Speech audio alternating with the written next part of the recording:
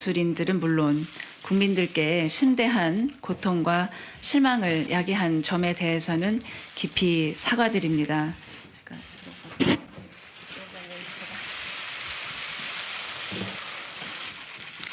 그간 문체부가 이를 스스로 철저히 조사해서 전모를 확인하지 못하고 리스트에 대해서 명확하게 밝히지 못한 것은 저의 불찰입니다. 아직 특검에서 블랙리스트의 작성과 집행에 관해서 수사가 종결되지 않아서 저도 지금 이 자리에서 위원님들께 그 전모를 소상하게 밝힐 수가 없습니다. 하지만 그간 여러 경로를 통해서 제기됐던 의혹과 또 언론을 통해서 보도되는 특검의 수사 내용 등을 통해서 알 수 있듯이 정치나 이념적인 이유만으로 국가의 지원이 배제되었던 예술인들께서 얼마나 큰 상처와 고통을 받으셨을지 이해할 수 있고, 이 점에 대해서는 주무부처의 장관으로서 다시 한번 깊이 사죄의 말씀을 드립니다. 제가 부임한 이후에 이 자리에 계신 도종환 위원님, 또 유성엽 교문위원장님, 또 안철수 위원님을 비롯한 여러 교문위 위원님들께서 지적하시기도 하셨지만, 저도 문화예술의 진흥을 위한 국가의 지원 사업이 문화예술 그 자체가 아니라 정치적인 편향성이냐 이념만을 이유로 배제되어서는 안 된다는 것이 제 신념이라는 것을 기회가 있을 때마다 말씀드린 바가 있습니다. 이에 따라서 정치와 이념 논란 안에서 문화예술 정책이 완전히 벗어나서 다시는 공정성의 문제가 제기되지 않도록 제도와 운영 절차를 개선할 것을 제가 여러 차례 약속을 드렸었습니다. 저희 문체부 직원들은 그동안 머리를 모아서 연구해서 그에 대한 종합적인 개선책을 마련해서 지금 거의 마무리 단계에 있음을 말씀을 드립니다. 특검 수사가 본격적으로 개시된 이후에 특검이 이 전모를 명확하게 밝혀내도록 저를 비롯한 모든 직원들은 수사에 적극 협조하고 있습니다. 이제 곧 특검 수사가 마무리되는 대로 논란이 된 블랙리스트 문제는 100일 하에 밝혀질 것이라고 기대합니다. 다시 한번 문화예술계 및 국민 여러분께 이 문제에 대해서 깊이 사과드립니다. 야. 자, 조윤선 정인. 예, 그 사과한 내용은 결국은 이 블랙리스트가 존재하고 이게 헌법과 법률에 위반되는 내용이니 피해를 입으신 문화예술인께 죄송하다, 이런 내용인 거죠. 아닙니까? 예, 그렇게 예술인들과 또 국민들께 죄송하다는 내용을 담았습니다. 근데 증인은 지금 이 블랙리스트의 존재를 최근까지도 모르고 있었다는 거죠. 의원님, 제가 아니, 알았어요? 몰랐어요? 언제 알았어요? 청와대에서 정무수석 때는 몰랐다는 거 아니야? 맞습니다. 문화체육관광부 장관 시절에는. 이 청와대에서 정말로 9천 명, 10,000명 되는 리스트가 청와대에서 보낸 것이 있고 이것이 작동됐었는지 그 부분에 관해서는 제가 누차 말씀드린 대로 그렇지 않은 700여 건의 건이 있기 때문에 말씀드리기가 어렵다고 했습니다. 조윤선 증인이 정무수석 시절에는 몰랐다라는 거 아닙니까? 네, 맞습니다. 장관 시절에는 알았습니까? 몰랐습니까? 장관으로 와서는 이 블랙리스트 이런 이 명단을 이 직원이 누구가가 가지고 있었다. 그런데 그 문건을 누가 만들었는지, 어떤 내용으로 됐는지, 그리고 어떻게 집행됐는지 아무도 모른다. 이런 말씀. 그러니까 증인이 알았어요? 몰랐어요? 제가 안 내용이 바로 그것입니다, 의원님. 아니, 그러니까 증인이 지금 블랙리스트의 존재를 지금은 알고 있습니까? 모르고 있습니까? 블랙리스트가 약 600명이 들어가 있는 리스트가 자, 600명짜리 리스트를 지금은 알고 있습니까? 모르고 있습니까? 네, 최근에 검찰에서 조사를 받고 나온 직원이 그렇게 보고했다는 보고를 그 최근이 들었습니다. 언제입니까? 제가 그 말씀을 들은 것은 1월 첫째 주입니다. 그러면 2017년 1월 첫째 주에서 문화체육관광부 장관인 조윤선은 비로소 블랙리스트의 존재를 알았다, 그 얘기입니까? 위원님, 블랙리스트라는 것이 어떤 내용인지는 모르겠지만 그것이 있었다라고 하는 내용하고 지금 제가 말씀드리는 그 직원이 가지고 있었던 600명의 아니. 리스트가 바로 그것이었다라고 하는 건 제가 이번 그렇게 첫째 주에 보고를 장관, 받았습니다. 조윤선 장관님 그렇게 궤변 늘어놓지 마시고. 의원님 이건 궤변이 아니고 자, 다시 장관 되고 나서 블랙리스트의 존재를 언제부터 아셨습니까?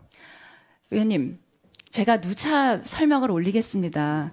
지금 제가 국회에서 답변 드린 것도 기관장으로서 지금 아니 그러니까 블랙리스트의 존재를 장관이 되고 어느 시점부터 아셨냐고요? 직원이 가지고 있었던 리스트가 있었는데 그것이 청와대에서 만들어준 것은 아니라는 것은 분명합니다. 청와대에서 만들었건 문체부 자체에서 만들었건 국정원이 건네줬건 그 블랙리스트가 존재하고 있다는 것을 장관이 되고 나서 어느 시점에 알았냐고요?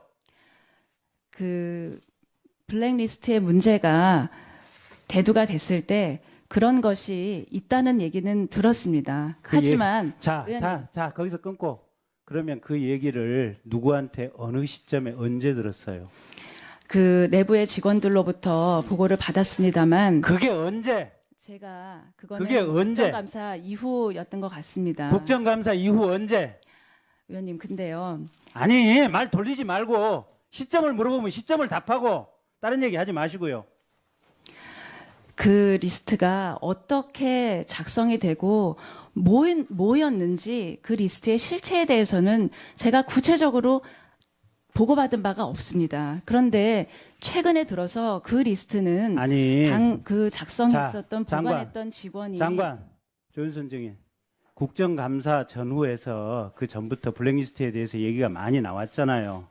그 전에는 나오지 않았습니다, 그러니까, 의원님. 자 국정감사 때부터 그러면 이제 블랙리스트 얘기가 나왔으면 장관이라면 마땅히 직원들 부처를 털털 털어서라도 그 내부를 지금 확인해 보셨어야 마땅한 직무 수행 아닙니까?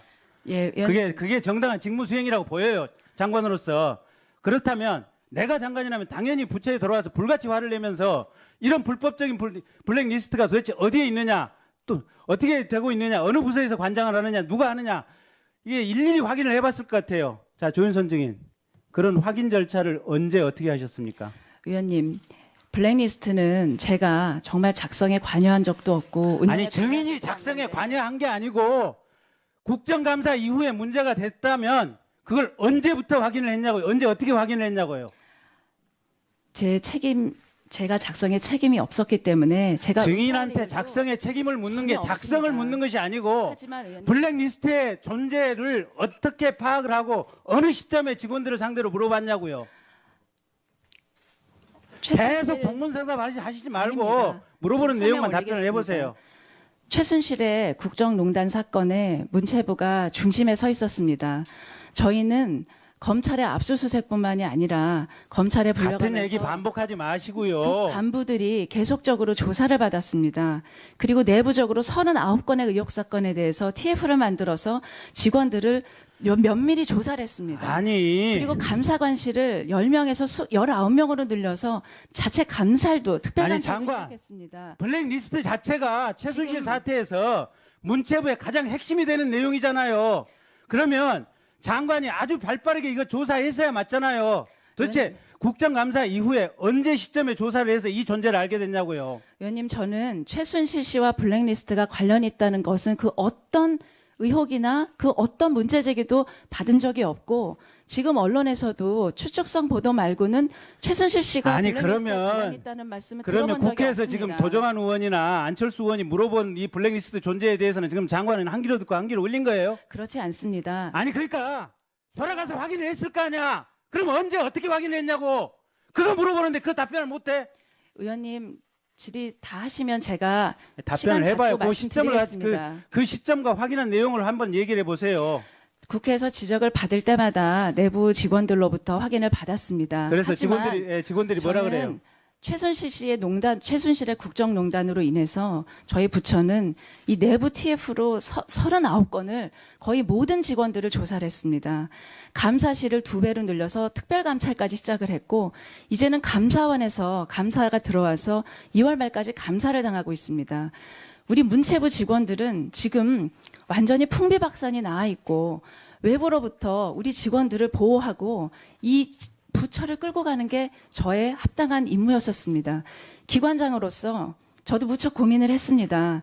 제가 외부에서 온 검사처럼 이 문제를 완전히 지금 특검에서 하고 있는 것처럼 하나하나 밝혀서 수사를 하는 것이 옳으냐. 저는 최순실에 의한 국정농단은 우리 직원들이 단순히 상사가 시켜서 시키는 일을 했기 때문에 그나마 직접적인 법률적인 책임에서는 면제되는 분들도 있을 것이라고 생각을 했지만 이 부분은 직접 책임을 질 수 있는 직원이 많이 있을 수도 있다고 생각을 했습니다. 그렇기 때문에 제가 지금 이 상황에 이 국정농단이 있는 이 상황에 문체부를 꾸려가는 기관장으로서 정말 지금 검사가 하시는 것 같은 역할은 하지 못했습니다. 예. 그 점에 대해서는 제가 부족했습니다. 예. 아니 의원님 그렇지 않습니다. 자체가 근본적으로 해체돼야 될 부처라는 생각이 듭니다. 의원님 한 조직의 수장이라는 사람이 조직 내에서 헌법과 법률에 위반되는 행행하는데 그걸 제대로 조사할 생각도 안 하고 조사할 마음도 안 갖고 있다. 국정감사에서 국회의원들이 그렇게 지적을 하는데도 제대로 된 내용조차 파악을 안 했다. 그게 장관으로서 답변할 말이야 된다고 생각합니까? 자, 장관직 수행하고요. 아까 우리 황영찬 의원 말씀하신 대로 내일이라도 곧바로 장관직 사퇴하고 내려오십시오. 그게 최소한 국민에 대한 예의인 것 같습니다.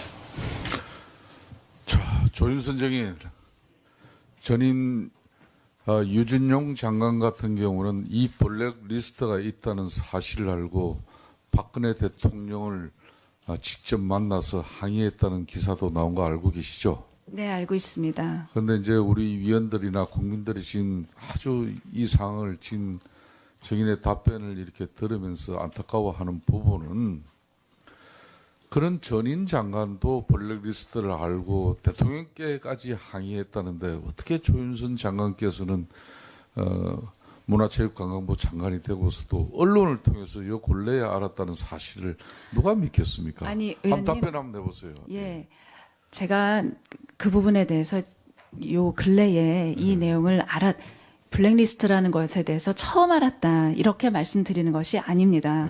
제가 그럼 알긴 국회에서, 알았는데 그죠? 의원님 국회에서 이게 굉장히 막중한 일인데 기관장으로서 그러면 이 리스트의 규모가 어떻게 되고 이것이 정작 어떻게 작동이 됐고 결과가 무엇인지에 관해서 아마 지금 특검도 그 사실을 완전히 알지 못할 것입니다. 저도 그 사실을 완전히 알 수가 없었습니다. 그런데 그런 상황에서 기관장으로서 국회에서 그건 있었습니다. 작동을 했습니다. 라고 하는 저 역시 완벽하게 알지 못하는 상황에서 그런 답변을 드릴 수가 없는 입장이었었다는 것이 기관장으로서 저의 입장이었습니다.